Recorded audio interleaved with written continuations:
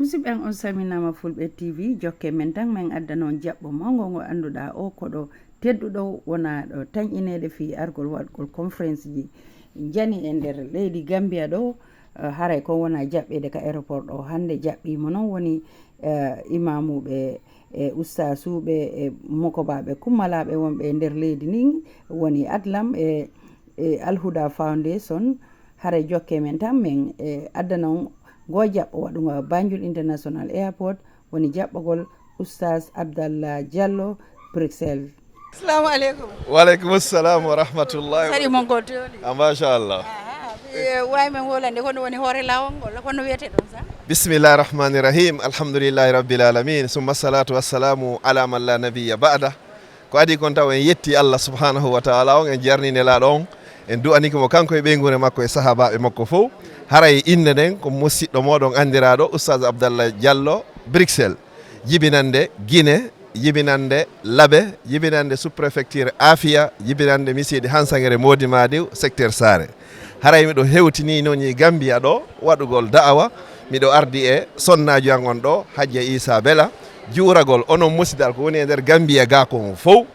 annidiren noddidiren wasodiren ko yowdiri e diina meɗen haray ko ɗum hewtini men ga kikiɗe meɗen ɗo hewti Gambia ɗo haray ha hande hari mi arade Gambia ɗo sina waɗgol escale tippoɗo yaha Laguine ko ɗum ɗo woni go'o miɗo nadde e nder leydi Gambia haray no wonanɗa welo welo molanago kadi hewtugol Gambia ɗo hande yiya ngal dental julɓe ko habbiɗan ɗo fof inchallah machallah homɓe woni hoore Mouradu invite ɗo ɓe hoore Mouradu invite gol ngol haray ko ɓe cheikh ɓe yiɗon ka sengo e ñaman ɗo e kalum ɓe yiɗon ɗo Alaji Ibrahima haray garki ɓeɗo no tawa ko waɗi tan sigi on yuɓɓidirgol joguinira ha mimi wawa hewtugol ɗo fiye wonduɗo embere balɗe inchallah noon kadi kon ɗum koɗo mon on si ari ɗo ko honno wernirton haray hande alhamdulillah wassalatu wassalamu ala rasulillah yani inde muassasatul huda aray ko ɓeɗo hoɓɓe ɓe men wonno e yewtude Oustaz Abdallah Bruxelles kamɓe sonna maɓɓe ɓe hewtiɗo e Banjul International Airport muassasatul huda kañum e Adlam e yoga e imamuɓe makko baɓe hino ari jaɓɓagol ɓe ɗo ɗum ɗo wonani men wele wele ɓay noon ko jemma ɓe hewti programme ji ɗin ko gila janggo woni e fuɗɗade janggo ɓe jogui big islamic conference ok ka supreme islamic council #3 haray ɗen notta jama on fof faɓɓi janggo kadi e talata on the 26 of August 2025 haray ɗen jogui kadi big islamic conference ok Al Huda Mosque haray ko ɗiɗo ɗiɗi men ɓuuri jogade ga programme ji meɗen nodda jama on fof ɓe wawa warde masalan wadde aten min jogui kadi programme ji TV jarama haray ko bisimilla mon tan jarama Hadja minen kam min weltike yiwgol ɓeɗo fof jaɓɓagol men ɗo muassasatu Al Huda wonnude o télévision ɗo fof e ɓe makko baɓe seniɓe ɗo fof ɓe ara ɓe jaɓɓolan ɗo min e sonnaji an o wonnude saabu ɓe makko baɓe ɗo fof min jerni on min weltanike min sanni on yo Allah windan on baraji wanno on joddi aljanna inchallah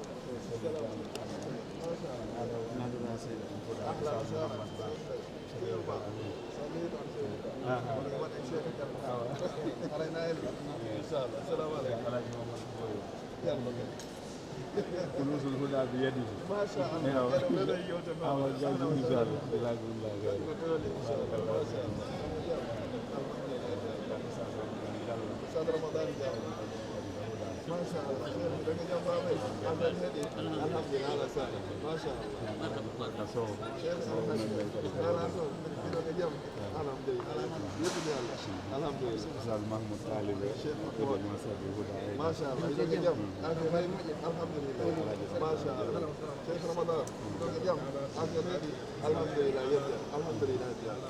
أنا كل واحد يذكر اسمه ما شاء الله ما شاء الله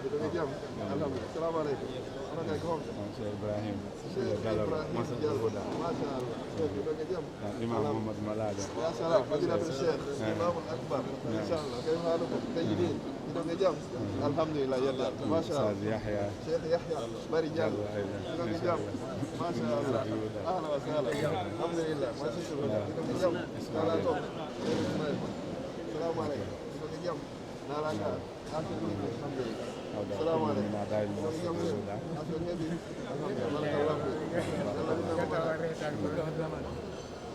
ما شاء الله إلى الجنب شوف ملاله ما شاء الله إلى الجنب الحمد لله السلام عليكم إلى الجنب alhamdulillah masha Allah assalamu alaikum da nga jëm affaire alhamdulillah okay inde mado masha Allah jallo wa alaikum salam inden den wala masha Allah so salam alhamdulillah da nga jëm Cheikh Abdoulaye Jibril Diallo assalamu alaikum da nga jëm alhamdulillah yëpp Ibrahim Diallo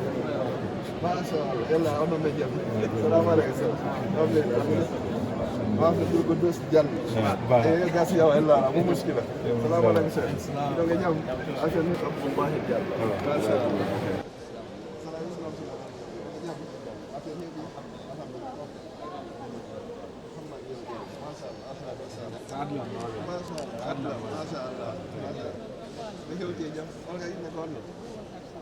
ما شاء الله ولا سيدي جل ما شاء الله السلام عليكم لو جام الحمد لله بهوتي الحمد لله محمد جل ان شاء الله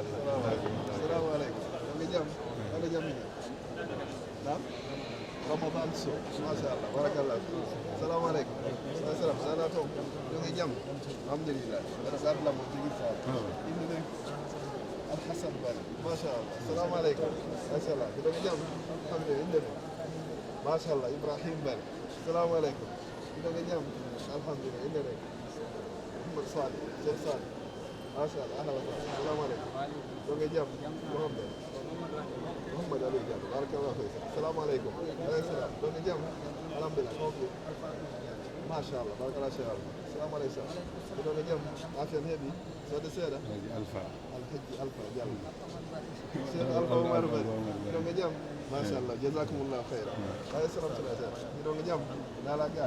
الحمد لله يد الله محمد جام ما شاء الله السلام عليكم ذاك الله لو جام عافيه هذه ما شاء الله الحمد لله الشيخ عبد القادر بارك الله فيك احسن اليك السلام عليكم يا جميع انا ها محمد علي شيخ علي جام الحمد لله السلام عليكم لو جام الحمد لله لو جام عافيه هذه الحمد لله انكم ما شاء الله شيخ جرير بارك الله فيك جزاكم الله خيرا ان شاء الله يا لوني جوجو سير ما شاء الله اكرمكم الله في الدارين يا رب العالمين بارك الله فيكم ان شاء الله جزاكم الله خيرا ولنا جمع ويلتي غار غول يامي نو كوري دو كدي يامي مكو باغي دو هو دو تو يوني ويلو ويلو مدام بوري والدا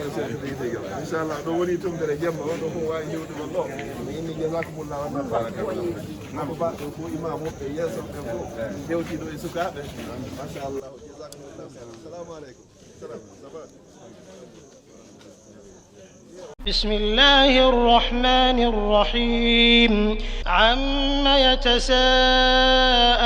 عن النبأ العظيم الذي هم فيه مختلفون كلا سيعلمون ثم كلا سيعلمون ألم نجعل الأرض مهادا والجبال أوتادا وخلقناكم أزواجا وجعلنا نومكم سباتا وجعلنا الليل لباسا وجعلنا النهار معاشا وبنينا فوقكم سبعا شدادا وجعلنا سراجا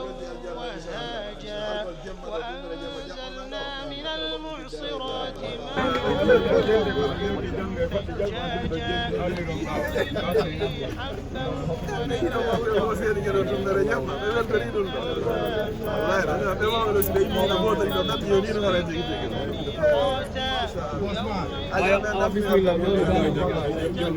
أفواجا وفتحت السماء فكانت أبوابا وسيرت الجبال فكانت سرابا إن جهنم كانت مرصادا للطاغين مآبا لابثين فيها أحقابا لا يذوقون فيها بردا ولا شرابا إلا حميما وغساقا جزاء